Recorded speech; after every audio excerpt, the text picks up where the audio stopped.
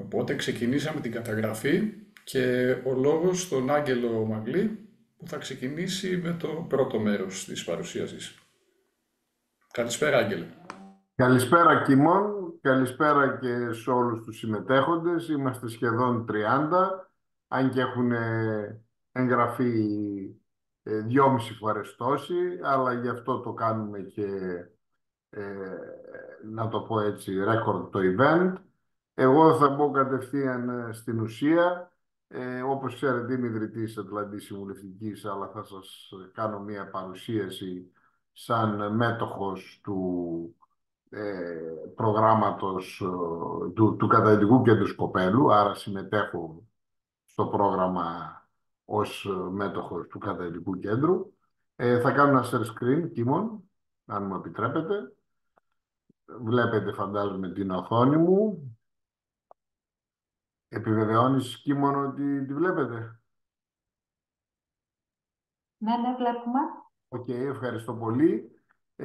Και πάω στη δική μου παρουσίαση, μισό λεπτό να μικρύνω και τον χώρο. Λοιπόν, θα σας παρουσιάσω λίγο πολύ τους στόχους και την προσέγγιση που έχουμε σε αυτό το συγκεκριμένο ερευνητικό έργο, το iScuba Diving όπως το λέμε, το οποίο είναι ένα έργο που χρηματοδοτείται από το πρόγραμμα Κεντρική Μακεδονία 2021-2027, έχοντας γίνει πρόγραμμα έργο γέφυρα, άρα συνεχίζει μέχρι σήμερα. Έχει διάρκεια 36 μήνες και αναφέρω ότι έγινε έργο γέφυρα γιατί είχε ξεκινήσει από το προηγούμενο πρόγραμμα και η διάρκεια του έχει επίσης επεκταθεί για τον λόγο και συμμετέχουν 4 φορείς, το ΕΚΕΤΑ, το Εθνικό Κέντρο Έρευνας και Τεχνολογικής Ανάπτυξης, το ΝΤΑΕΒ Σκόπελος, η Εφορία Εναλίων Αρχαιοτήτων με το Γραφείο της Βορείου Ελλάδος και το Αριστοτέλειο Πανεπιστήμιο Θεσσαλονίκης, το Τμήμα Αγρονόμων Τοπογράφων, Μηχανικών, το Εργαστήριο Τοπογραφίας, που είναι εκεί και ο Κίμων και ο κύριος Τοκμακίδης που με τη δική του διεύθυνση ξεκινήσαμε το παρόν έργο. Τώρα, να τονίσω ότι το έργο είναι ερευνητικό. Τι σημαίνει αυτό?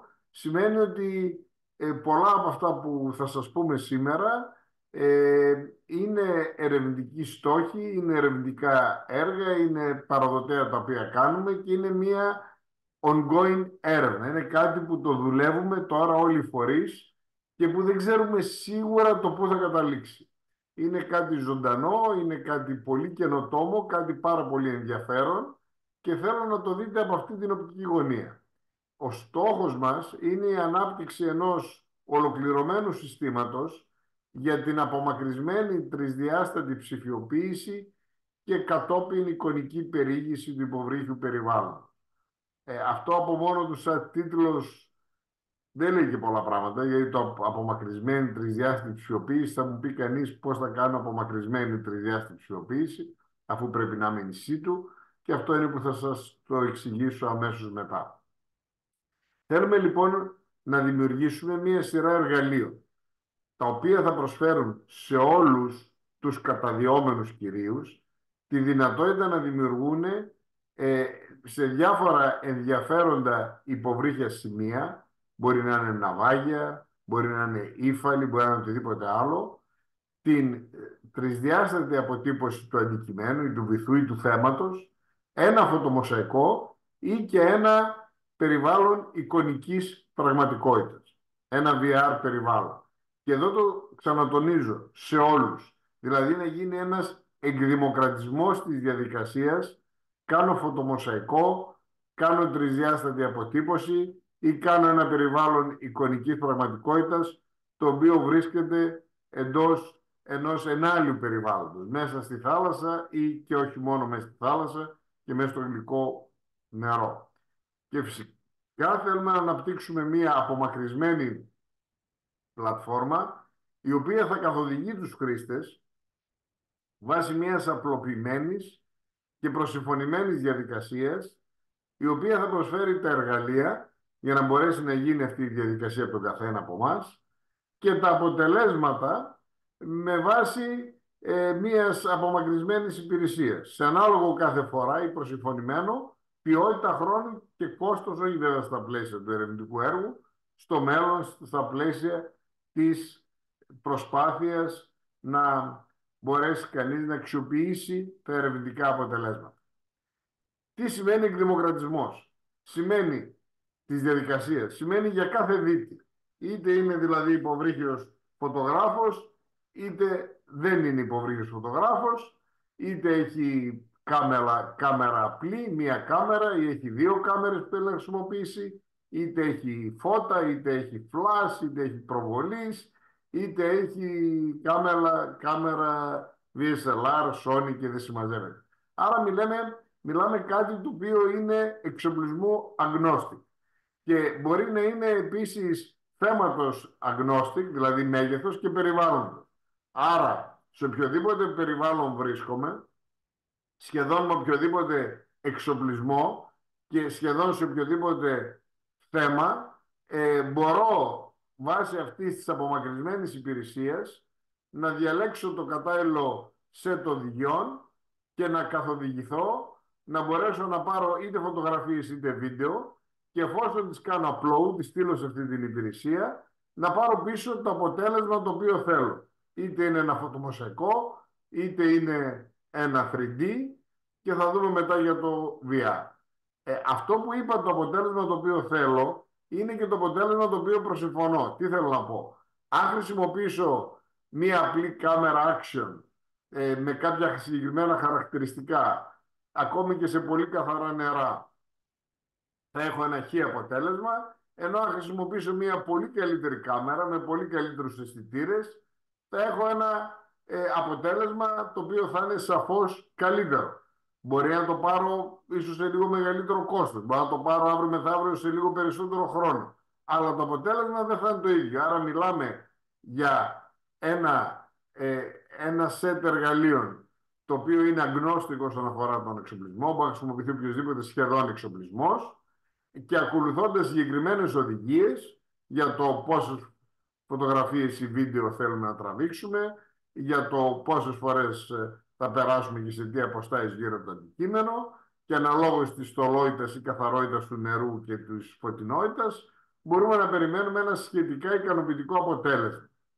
Άρα είναι μια διαδικασία που θα δώσει στον καθένα τη δυνατότητα να έχει γρήγορα ένα φωτομοσαϊκό, να έχει τη δυνατότητα για ένα τρισδιάστατο μοντέλου. Βέβαια πολλές φορές πιθανόν να χρειαστεί να γίνει ξανά φωτογράφηση, αλλά το θέμα είναι με την πάροδο του χρόνου αυτό να αποφεύγεται. Και φυσικά για το μοντέλο εικονικής πραγματικότητας, εκεί ο χρήστης θα πρέπει να συνεργαστεί σταθερά με την πλατφόρμα για ένα μικρό χρονικό διάστημα, να πει ας πούμε τι ψάρια θέλει, τι φυτά θέλει, γιατί ένας χρήστης ο οποίος βρίσκεται στη Μεσόγειο θα θέλει κάτι άλλο, σε σχέση με ένα χρήστη ο οποίος θα βρίσκεται ας πούμε σε ένα κορελογενή ύφαλο στον Ειρηνικό. Αυτό είναι λίγο πολύ η κεντρική ιδέα αυτής εδώ της υπηρεσίας, και άρα μιλάμε για μια προσυμφωνημένη ποιότητα βάσει του τι χρησιμοποιώ, σε τι συνθήκες και ποιο είναι το αντικείμενο. Άλλο να θέλω να κάνω 3D έναν ωραίο ύφαλο διαστάσεων ας πούμε 30 τετραγωνικά μέτρα, και άλλο να θέλω να κάνω 3D ένα μεγάλο ναυάγιο σαν το Βρετανικό που βρίσκεται σε 110 μέτρα βάθος. Δεν είναι ίδιες οι συνθήκες. Και προφανώς οι συνθήκες παίζουν ρόλο. Άλλο να θέλω να πάρω την υπηρεσία από τη στιγμή που θα το στείλω σε μία ώρα, επειδή στέλνω φωτογραφίες χαμηλής ανάλυσης και θα πάρω μια προσυμφωνημένη ποιότητα, και άλλο να θέλω να πάρω υψηλότερη ποιότητα στέλνοντας τεράστια ποσότητα δεδομένων σε μορφή βίντεο, και φυσικά δεν θα μπορώ να πάρω ίσως την υπηρεσία πίσω σε μία ώρα. Θα την πάρω την υπηρεσία μεν, αλλά σε διαφορετικό χρόνο. Το θέμα είναι να μπορούμε να τα έχουμε αυτά προϋπολογισμένα και προσυμφωνημένα για να είναι όλοι ευχαριστημένοι από πλευράς ικανοποίησης του χρήστη πάνω στην πλατφόρμα. Προφανώς η πλατφόρμα μπορεί να εξυπηρετεί ταυτόχρονα πολλούς χρήστες και φυσικά δίνει τη δυνατότητα να δουν στην πλατφόρμα οι χρήστες το μοντέλο τους, το φωτομοσαϊκό ή το VR. Εκεί μπορεί να το δει ο ίδιος ο χρήστης ή μπορεί να το δει και σε όποιον άλλον ο χρήστης έχει δώσει δικαιώματα ή να το δει, να το κάνει και δημόσιο. Δηλαδή, όπως σηκώνουμε ένα βίντεο στο YouTube και είναι δημόσιο, μπορεί να σηκώσει και ένα 3D μοντέλο και να είναι δημόσιο. Και επίσης όλη η πληροφορία είναι γεωαναφερμένη σε ένα παγκόσμιο χάρτη. Και επίσης μπορεί να σηκώσουμε και άλλου είδους υλικό, όπως φωτογραφίες, βίντεο και κείμενο, πέρα από φωτομοσαϊκό 3D και VR.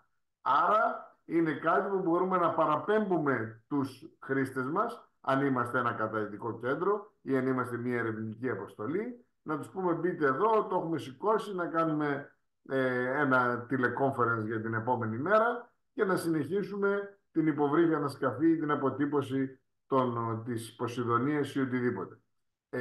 Αυτή είναι η κεντρική ιδέα. Για την αρχιτεκτονική του συστήματος θα σας μιλήσουν αμέσως μετά οι συνεργάτες μας, οπότε δεν θα επεκταθώ εγώ περαιτέρω σε αυτήν εδώ τη διαφάνεια. Προφανώς το σύστημα δύναται να χρησιμοποιηθεί στα πλαίσια οποιασδήποτε μορφής υποβρύχιας έρευνας, στα πλαίσια εκπαίδευσης, στα πλαίσια επίσης της αναψυχής, στα πλαίσια επίσης του τουρισμού από καταλυτικά κέντρα και για οποιοδήποτε άλλο επαγγελματικό ή μη λόγο. Δηλαδή είναι ένα σύστημα που απευθύνεται στον καθένα. Δεν είναι ένα σύστημα το οποίο απευθύνεται μόνο σε ερευνητές ή μόνο στα καταλυτικά κέντρα ή μόνο σε άλλους, σε ερασιτέχνες αυτοδίτες. Είναι ανοιχτό για όλους. Γι' αυτό μιλάμε για εκδημοκρατισμό της όλης διαδικασίας. Προφανώς η πλατφόρμα και ο παγκόσμιος χαρακτήρας μας δίνει τη δυνατότητα οι υπηρεσίες να μπορούν να προσφέρονται άμεσα και με οικονομικό τρόπο. Προφανώς μετά η πλατφόρμα που σηκώνονται όλες οι πληροφορίες δίνεται να έχει και ένα χαρακτήρα promotion, δηλαδή να προμοτάρει, να κάνει ανάδειξη μία σειρά σημείων και ως καταδυτικούς προορισμούς. Και αυτό έχει ένα ενδιαφέρον. Βέβαια, σε πρώτη φάση ακόμη αναρωτιόμαστε πόσο φιλική πραγματικά θα είναι, γιατί δεν είναι εύκολο να πεις θα κάνω ένα νέο, το λέω έτσι επίτηδες YouTube, αλλά είναι πολύ πιο εύκολο να δίνει κανείς ένα link για να δει κανείς το VR και το 3D σε αυτή την πλατφόρμα, αλλά αν θέλει να μπορεί να περιηγηθεί για να δει και άλλα σημεία ενδιαφέροντος. Και φυσικά δύναται να χρησιμοποιηθεί για την ευαισθητοποίηση που οδηγεί στην προστασία της φυσικής ενάλειας και πολιτισμικής κληρονομιάς.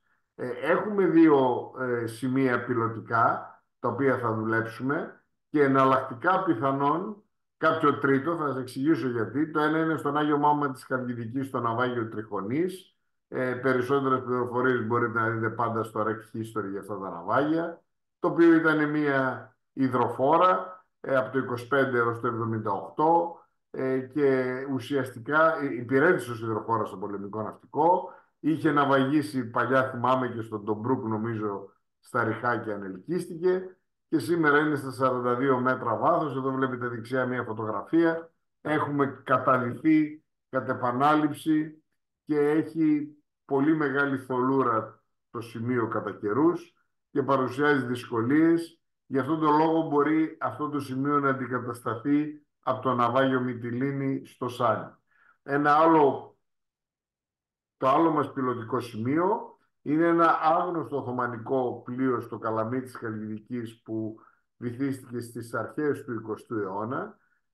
Το πλοίο παρουσιάζει αρκετό ενδιαφέρον για ιστορικούς λόγους, για τα ατμόπλοια εκείνης της εποχής.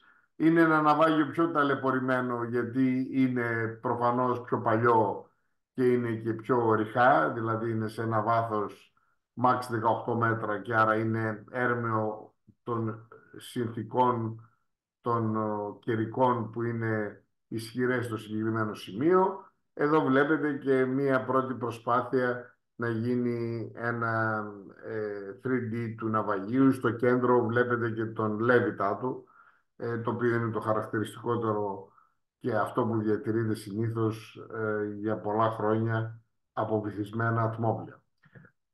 Άρα, στο τέλος θα δουλέψουμε και κάποια πιλωτικά σενάρια χρήσης, όπως η απομακρυσμένη επεξεργασία φωτογραφίας και 3D μοντελοποίησης, η κοινή χρήση πληροφορίας, η δημιουργία εικονικού περιβάλλοντος, καθώς και απομακρυσμένη εικονική περιήγηση.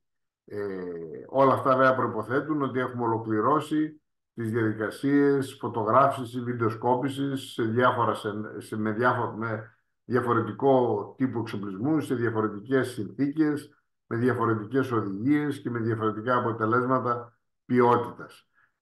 Εγώ απλώς πριν σας χαιρετήσω από την πλευρά μου, θα ήθελα να σας υπενθυμίσω ότι θα στείλουμε σε όσους από εσάς έχετε δώσει το OK και ένα μικρό ερωτηματολόγιο από αύριο πάνω στο πρόγραμμα για να μας πείτε τη δική σας προσέγγιση και αν θέλετε ουσιαστικά να συμμετάσχετε σε μια σειρά από δοκιμαστικές δραστηριότητες που θέλουμε να κάνουμε στα πλαίσια του iScuba Diving, καθώς αυτό που αναπτύσσουμε, όπως είπαμε, είναι για όλους. Εγώ σας ευχαριστώ από την πλευρά μου και δίνω ξανά το λόγο